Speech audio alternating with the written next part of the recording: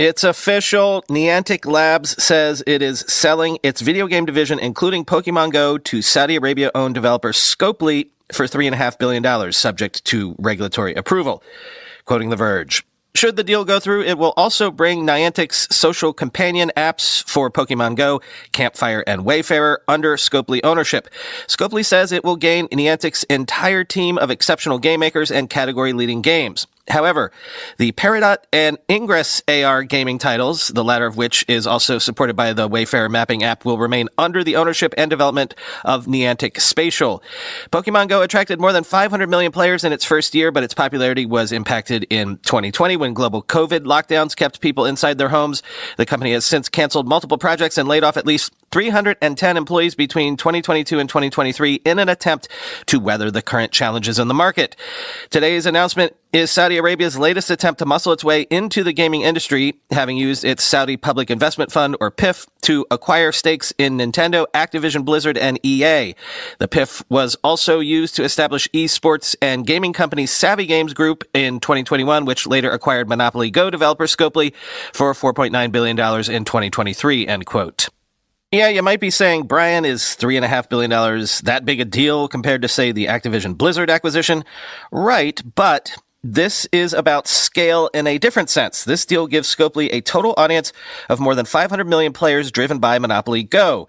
Quoting the FT, Monopoly Go was the second highest grossing mobile game of last year, according to App Store researcher App Magic, with players spending an estimated $2.2 billion.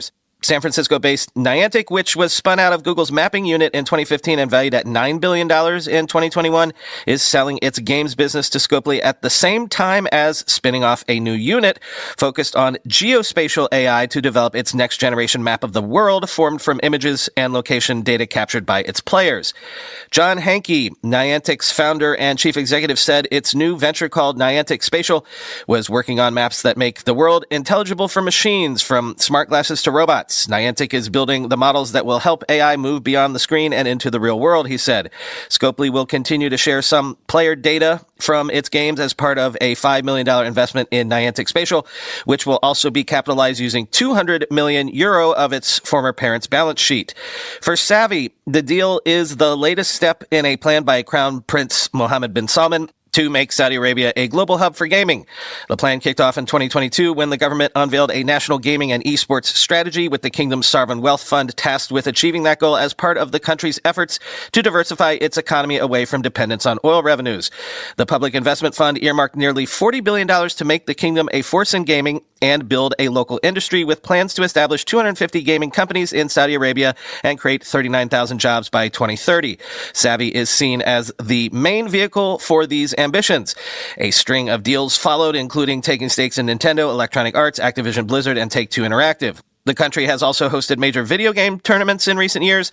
The latest of those events came last summer when Riyadh hosted the Esports World Cup, where more than 500 teams competed for a prize pool of more than $60 million, end quote.